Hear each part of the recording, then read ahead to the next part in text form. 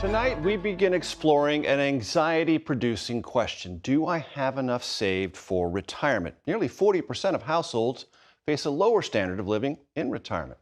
Over the next few months, Eye on America will examine the uncertainties of retirement and retirement planning. And we start with Jill Schlesinger and a couple in Florida who had retired but are now back on the job. This is certainly not part of Larry Gessick's retirement plan. The 77-year-old electrician by trade leaves at 5:30 a.m. and heads for his part-time job unloading trailers at a local supermarket in St. Petersburg, Florida, for $14.75 an hour. His wife, Joyce, 66, prepares for her workday, making $14 an hour as a full-time legal administrator. It's not really a retirement. What is it? It's working every day. The Gessicks came out of retirement not because they wanted to, but because they had to, and are among the 11 million Americans, 1 in 5 over 65, who are still working. It's hard, 77, still busting my butt. So I call it the work, retire, repeat syndrome. Labor economist Teresa Ghilarducci says work is the new retirement. More than half of the people who are retired right now do not have enough money to be retired. Who's to blame for all of this? I blame policymakers who experimented with our retirement system 40 years ago, and they are not saying the experiment failed. That experiment is what we know today as the 401k, named after part of a 1978 law that offered companies an alternative to the traditional pension plan. The thought was that Americans just need a little bit of financial literacy and they can just save on their own. But in fact, many of today's older workers were never taught enough about saving and investing for retirement. I grew up on a farm. Nobody there instructed any of us to put money aside and make your own way later on down the road. Whether you're past 65 like the Gessicks or almost their ages, there are a few rules of the road to keep in mind. Basically, everyone needs a plan. First, figure out when it's best to claim Social Security. Next, fund an emergency reserve. Still working? Set aside 6 to 12 months worth of living expenses. Already retired? Make it 1 to 2 years worth. And keep that reserve in a safe, easily accessible interest-bearing account. Like many working Americans, the Gessicks were more doers than savers. They drained their 401ks.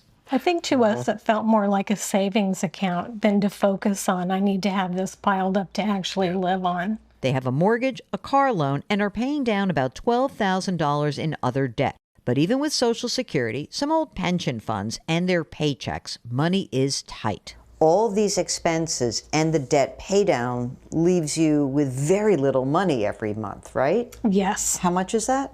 $50. Had the Gessicks waited to age 70 to claim Social Security, they would be collecting more. Can you look at a time where you feel like you can breathe a little more easily, or are you still under stress? Yeah, it's stressful now, but I think we can see the light at the end of the tunnel. Getting there won't be easy. For Eye on America, Jill Schlesinger in St. Petersburg, Florida. Americans are holding on to their driver's licenses longer than ever before. 91% of Americans over the age of 65 still drive, and 67% of people 85 and over still have their keys. Giving up driving is a big loss of independence, and coming to that decision can be tricky. In tonight's Eye on America, CBS's James Brown shows us how one family navigated that very conversation. The first time Voncell Gray got behind the wheel of a car, Dwight Eisenhower was president. Always good to get out. You know, the weather was good. But despite a clean record over the decades that followed, not one accident, the 85-year-old knew 3 years ago her driving days were over. I drove to church one morning. I was a nervous wreck. Because? I think I ran a red light. And once I got home, I said no more. What do you miss the most about driving? Not being able to go when I want to go. Voncell is one of millions of older Americans grappling with that sudden loss of independence. She's got a lot more living to do, but like a lot of people, she just didn't have a lot more driving to do. For Kurt Gray, who has spent his entire career cultivating safe drivers, Von Sell's decision was personal. Kurt is Von Sell's son. One of my specialties is a senior driving evaluation where I look at a person's cognitive function, their mobility, their vision, and then we'll go out and see how safe they are behind the wheel of a car. Gray worked for AAA for 29 years and now owns a traffic safety consulting firm. He helps families navigate the difficult conversation of when a loved one should stop driving. They don't engage their parents early enough in the conversation. And a conversation might be like what? Conversation is, hey, Mom or Dad, I'm seeing these dents and dings on your car. Maybe we should look at other modes of transportation. By 2030, an estimated 71 million people in the U.S. will be 65 and older. That's 21% of the population. Given the aging of the society, we are headed for a major mobility gap.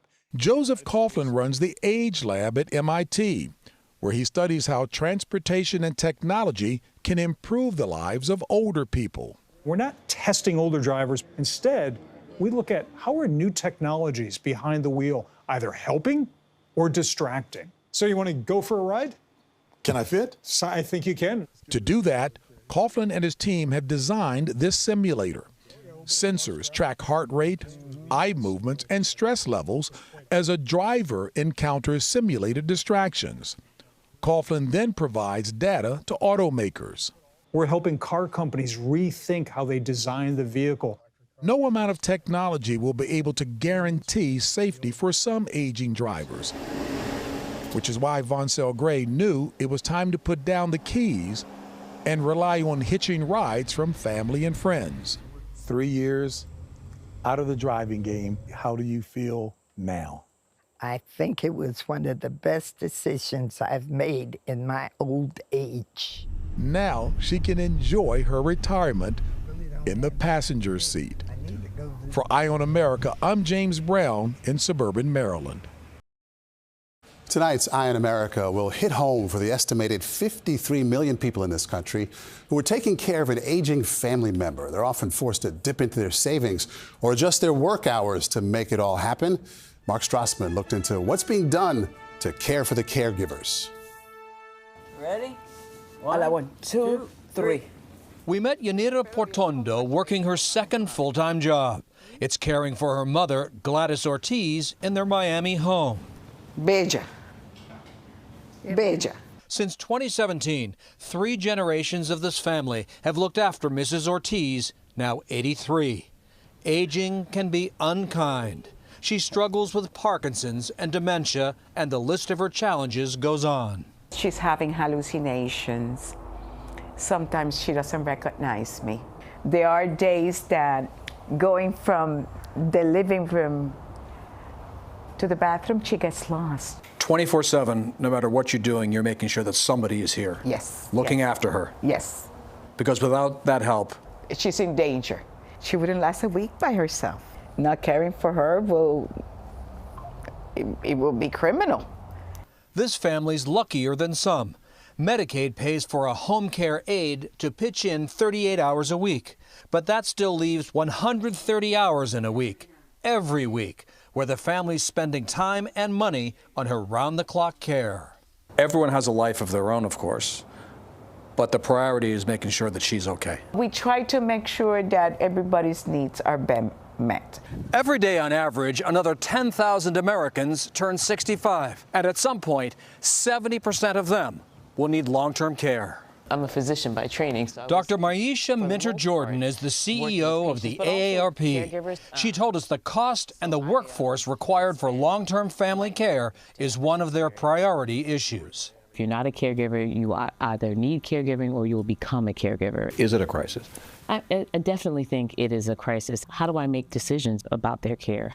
How do I have the financial means to be able to do this? In the U.S., family caregivers on average spend a quarter of their income taking care of loved ones. It can be emotionally and financially draining.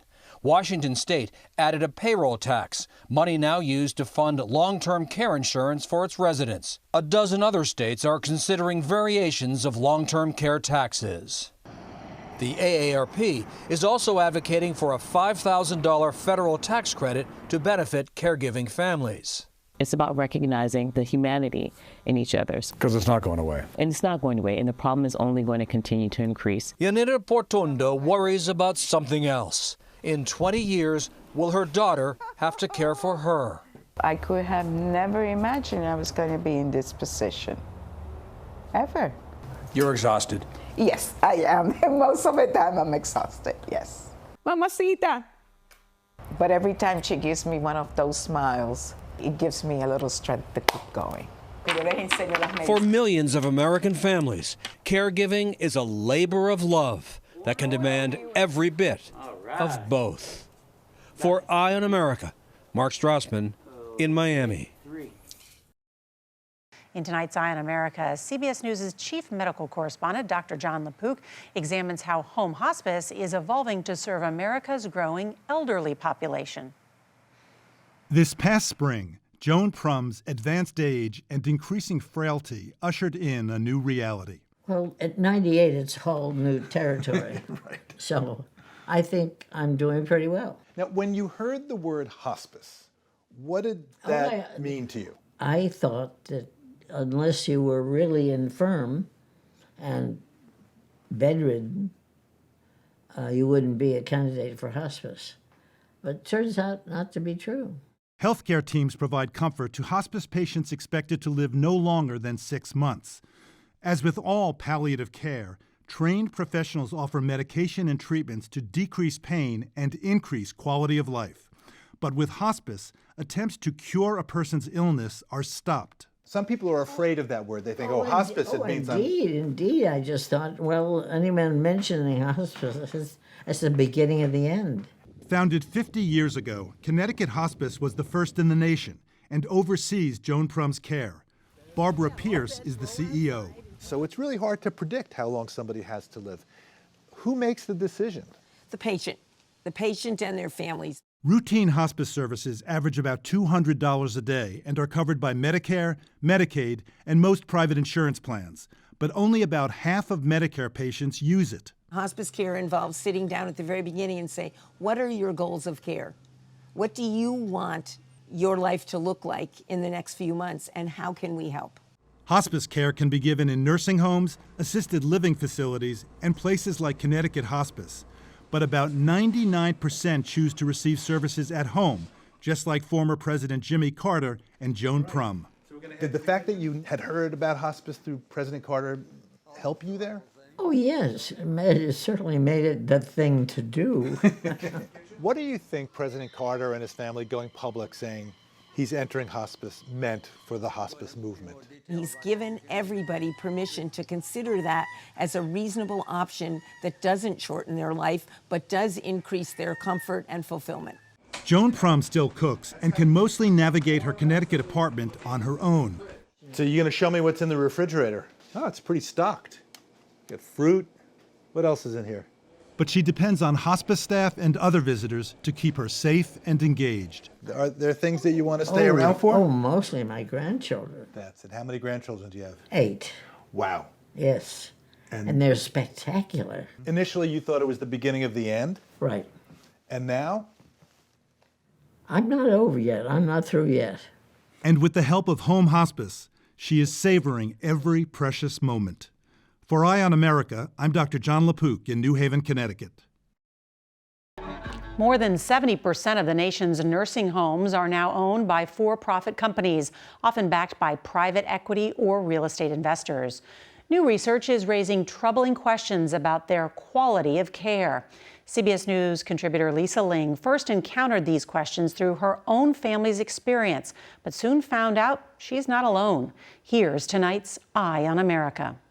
This is Berkeley East, a for-profit skilled nursing facility in Southern California, where my 92-year-old mother-in-law, Grace Song, spent a month after a hospitalization. When you go through all this stress, I'm just so deadly tired. I began recording her during my visits after she told me she struggled to get the attention of staff, and medication she says she was told to take promptly at 8 a.m. routinely came hours late. So then you're starting to panic because so much time is passing by. So I was pushing the bus to find out what's going on. One night, my mother-in-law, who was a fall risk, was left alone in the bathroom and fell. She hit her head and was sent back to the ER. This is where you feel, how did I get to be so helpless? More than 70% of U.S. nursing homes are now run by for-profit companies, and there's growing evidence patients are paying the price. Harvard professor David Grabowski is an expert on nursing home policy. The vast majority of quality problems in the U.S. are centered in for-profit nursing homes. Most U.S. nursing homes rely on taxpayer money from Medicare and Medicaid. Grabowski told us as profit-seeking investors have poured in, it's become more difficult to track where the money goes. We really don't know kind of how they're using public dollars and whether they're actually going into direct resident care. What is clear from federal research, many of these facilities have been found to have lower staffing and worse quality of care. In 2019, Berkeley East was taken over by a for-profit company called Aspen Skilled Healthcare, a mid-sized chain of more than 24 nursing homes. How often were you exposed to examples of gross negligence? It felt like on a daily basis. This nurse, who asked to appear in shadow, left Berkeley East after working there more than a decade. She was one of 5 current and recent former employees who told CBS News patient care had been compromised after Aspen took over. What would you say the biggest changes were? When we try to call upper management, they wouldn't even pick up the phone or call us back. They would just leave us short on the floor. Berkeley East has racked up so many serious quality issues that regulators say it requires special oversight to protect residents' health and safety, and dropped it from an overall 4-star rating to 1. Labs weren't being reported in a timely manner. Patients weren't given their medications on time. She also alleges that during the pandemic, Aspen took steps to conceal staff shortages from the state health department by listing names of nurses who appeared not to be working there on internal staff reports. These nurses were nowhere to be found in the system. While Berkeley East operated at a loss, data from its most recent financial records show overall Aspen's facilities reported more than $27 million in annual profits. Where do you believe that money was going? It was going to corporate. My mother-in-law wasn't the only one who felt ignored. On one visit, her roommate said she couldn't find staff to change her. I have no idea when she's coming back. Aspen Skilled Healthcare declined to comment for this report. It recently replaced managers at Berkeley East and has reported staff levels that exceed state and federal requirements. In a statement, an industry lobbying group said it supports financial transparency and accountability, but says these issues distract from others like chronic government underfunding and a growing worker shortage. Nora? Lisa, thank you for your reporting. With more seniors in the U.S. than ever before, nearly 56 million, according to the last census, we've been taking a closer look at a growing trend in nursing homes. Many are now backed by profit-seeking investors from real estate and private equity. In tonight's Eye on America, CBS News contributor Lisa Ling has part 2 of our investigation into claims these facilities may have neglected patients in pursuit of profits. That's where all the complications started. At Oakland Heights. Oakland Heights is the nursing home where 85-year-old Ruby Frazier spent a month after a fall sent her to the hospital in November 2022. Her granddaughter Maisha and daughter Yolanda told us Ruby struggled to get the attention of staff. My mom would push the button for help, and they wouldn't acknowledge her. How often was she telling you this? Every time All we the time. Maisha and Yolanda say they watched as Ruby's condition quickly deteriorated until one visit when Ruby, who was bedbound, began gasping for air. I said, would y'all please call the ambulance? No, we're not going to call. I said, yes, you are. Emergency room doctors diagnosed Ruby with pneumonia and severe sepsis. She had also developed these bed sores on her heels, wounds the family says Oakland Heights staff hid from them. They wouldn't even turn on her. It's like they didn't give a doggone. Oakland Heights is operated by Aspen Skilled Healthcare, a for-profit chain of more than 24 California nursing homes. Our CBS News investigation found in 2022, Aspen facilities moved more than $25 million, much of it Medicare and Medicaid reimbursements, to companies related to Aspen. Nursing home ownership has become very complicated. Last year, the Biden administration forced individual nursing homes to disclose more information about their owners. But Harvard professor David Grabowski told us that still doesn't explain where taxpayer money is flowing. Does Aspen have particular investors? There's no ability to peel that back with the federal data. Basically, we need to know for every nursing home in the country how they're spending public dollars. Research suggests within the nursing home industry, extracting profit through payment of inflated rents and management fees to related companies is widespread. So how did things change when Aspen took over operations? For the most part, I would say the care became suboptimal. Dr. Takeshi Matsumoto is a private physician who sees some of his patients in this LA nursing home, which Aspen took over from a nonprofit in 2016. Just taking care of some basic needs, like, for example, taking care of the residents' dentures. The dentures were still caked with old food. I just feel like she suffered. Maisha and Yolanda told us Ruby's wounds never healed. She died last year, 5 months after she left Oakland Heights. They've sued Aspen, alleging the company knowingly and deliberately understaffed and unfunded Oakland Heights to maximize profits at the expense of patient care. If you had an opportunity to address the folks at Aspen Skilled Healthcare, what would you say to them? What if the shoe was on the other foot? If it was your loved one and your loved one wasn't being treated correctly? Aspen Skilled Healthcare declined to comment for this report. In a court filing, the company denied all of Maisha and Yolanda's allegations. Nor in a statement, an industry lobbying group said financial moves like the ones Aspen made were common business practices to help streamline services, and notes there have been thousands of closures, ownership changes, and bankruptcies in recent years. About 1 in 7 senior citizens are veterans. In their later years, many of them face challenges to get the care they need. Now, the Department of Veterans Affairs is exploring a way to help. In tonight's Eye on America, CBS's James Brown reports on an approach that relies on the time-honored idea that there's no place like home. Chantel Cross and her 2 kids set 3 extra places for dinner. You want more, Charlie? And Charles McCoubry, Peter Samaras, and Eckhart Teese couldn't be happier to have a seat at the table. I like living here. The 3 men are part of what's called the Medical Foster Home Program. You gonna play catch with Charlie? An innovative approach to an old problem. Oh, we catch it, Pete. Taking care of veterans who need extra care later in life. Give me what some of the advantages are of living here in a home as opposed to a nursing facility. It's nice here, and being in a nursing home, they just throw you away. They ignore you. But here we're like part of the family. All 3 men served in the military in the late 60s and early 70s. Charles in the Navy, Peter and Eckhart in the Army, which is the subject of some good-natured ribbing in their home. What do you guys like about each other? Nothing. He's like a brother to me, yeah. Good job. Chantel's career began in a nursing home, but she realized she could provide a more comfortable environment in her home. Very good. Medical professionals and social workers visit the vets. I know you're doing it, Charlie. Chantel also takes them to services outside the home. The daycare center they go to is wonderful. We take the guys out to the mall, let them do some walking. Somebody might want coffee. We get them ice cream.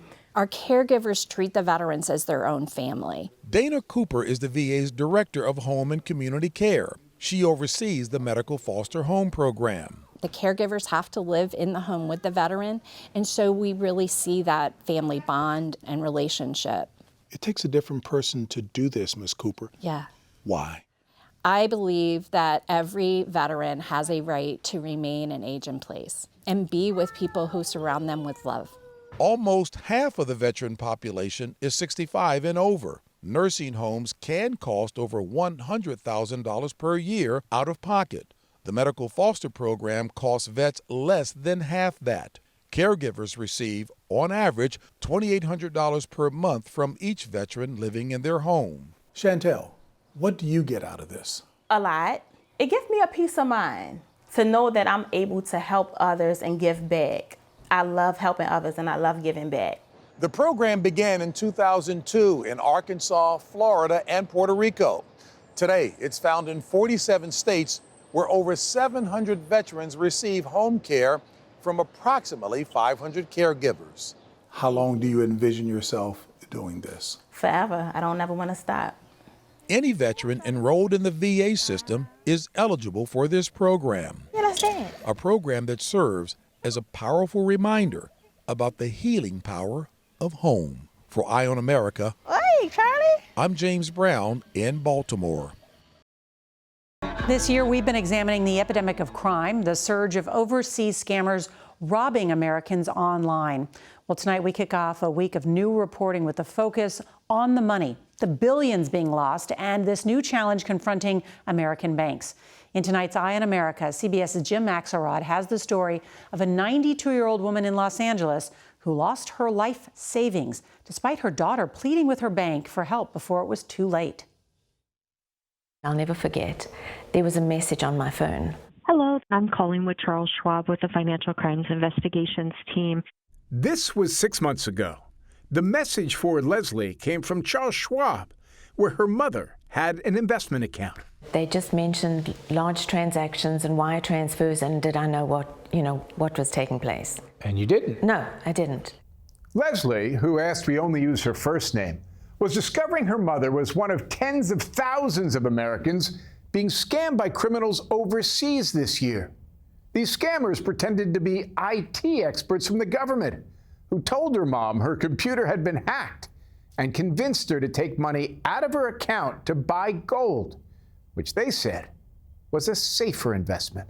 I didn't talk to my family about it. Especially insidious, the scammers told Leslie's mom, Ruth, to keep all of this secret. Well, I wanted to tell them, but I thought that the government would punish me, and I didn't want them to get into trouble, anybody that I told. Leslie was a trusted contact on Schwab's paperwork, and the firm had her ask her mom about what was going on. We said, where is the gold? Is it in your apartment? Is it in a safety deposit box? Where is the gold? And she wouldn't tell us. This is surveillance video showing exactly what happened to the gold. Watch as Ruth walks it outside her retirement home and hands over her life savings to a stranger. It must be heartbreaking for you to watch that. Absolutely. Shocking. One after another, the balances in her mother's accounts began to plummet. How are you doing today? So I said, I'm going to film the entire interaction with you and the scammers on my phone. Okay, let's start all over again, no worries. Until Leslie convinced Ruth. Okay. The people on the other end of the line were not there to help. Now, next, click on next. And convinced her to fight back. Every single day, they required her to sit next to her computer, take their calls, and log into whatever accounts they needed. Leslie told us that she warned Schwab, thinking if they knew what was happening, they'd put an end to it. I am begging you, lock my mother's account down, please. But it was too late. Ruth's accounts had been drained. Schwab declined an interview, but disputed Leslie's account, saying the company repeatedly communicated with Leslie, and she did not express concerns after speaking with her mother. There were so many red flags. Attorney Anne Marie Murphy filed the lawsuit on behalf of Ruth, alleging that Schwab's inaction amounted to aid and material contribution to the scammers, which Schwab says is untrue and unfair. Everybody that has a credit card in this country is familiar with having transactions declined.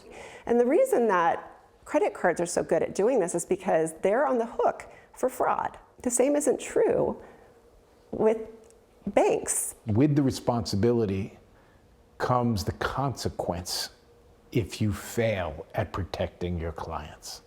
Correct. Banks invest billions of dollars of trying to catch these guys, but we can't do it alone.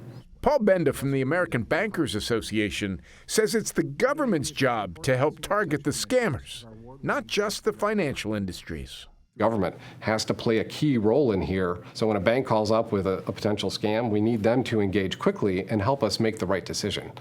At 92, Ruth, who spent her professional life taking care of others as a nurse, has now lost her life savings. This should not happen to any decent, law-abiding citizen who's spent their whole life working so that they can save a bit of money for their retirement.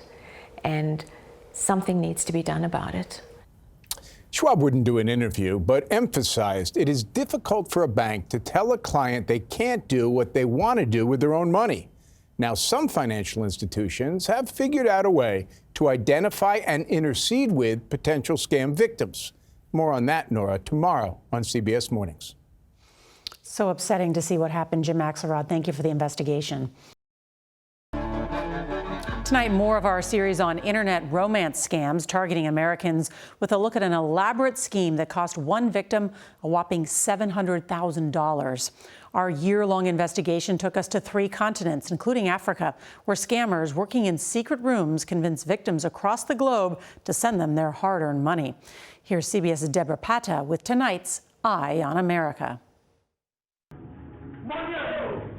Operating out of underground boiler rooms across Ghana, online criminal syndicates prey on elderly Americans, running sophisticated scams that break hearts and empty bank accounts. They pretend to fall in love in order to steal their victims' life savings. And as this fraudster known as Kohler admitted, there are fleeting moments of remorse. Sometimes we take money from people and feel like, oh my God, how are they going to feel? But in the end, it's all about survival. Most young guys, if this game had not come, they have to pull the trigger on people and steal from them. They may not be putting a gun to people's heads, but the cruelty of this crime is no less devastating, leaving victims emotionally bereft and financially ruined. Is this fair? Gerald Pangpari heads up the anti-money laundering unit in Ghana's Organized Crime Office. We have a lot of unemployed youth, people who are talented, who have gone to school and they don't have anything to do. What kind of people do they prey on? Caucasian male, they are elderly people who are quite lonely. Ghanaian scammers told us they prefer targeting men as they're easier to trap and less likely to report it because of their deep shame. We found one such scam. The victim, a 75-year-old American radiologist we're calling John, not his real name. The syndicate boss, 34-year-old Alfred Kwame Aivo, and the accomplice, a mysterious blonde woman. John declined an interview, but we know he believed he was in love with a woman called Grace Erskine, an Australian living in the US. In fact, he was actually texting with syndicate boss Alfred Aivo, posing as Grace. Aivo controlled the scam, which included the extreme measure of hiring the mysterious blonde woman to play the part of Grace for any in-person meetings John insisted on, as these text messages reveal. Aivo offers to pay her $100,000, but the woman wants more than double that, threatening, "Without me, everyone gets nothing. I could always call and say it was a scam." But she doesn't. And pretending to be Grace, she visited the radiologist in the US, even meeting his family, and claimed she'd inherited a Ghanaian gold mine that John was offered a stake in to secure their future together. These texts show the scammer asking her to meet John in Ghana, insisting it's just 1 week plus TLC. She doesn't seem keen to get physical. Whatever happened, John did travel to Ghana and stayed here at the same hotel as Grace in Accra, while syndicate boss Aivo posed as their driver. And John was so enamored with Grace, he unwittingly paid over $700,000 for a fraudulent investment in a non-existent gold mine. The money was a red flag for Ghanaian detectives, as Aivo was unemployed. We realized that the person did not have any form of work that is commensurate with the amount of money that were coming into his account. Aiva was arrested but died of an unknown illness before serving prison time.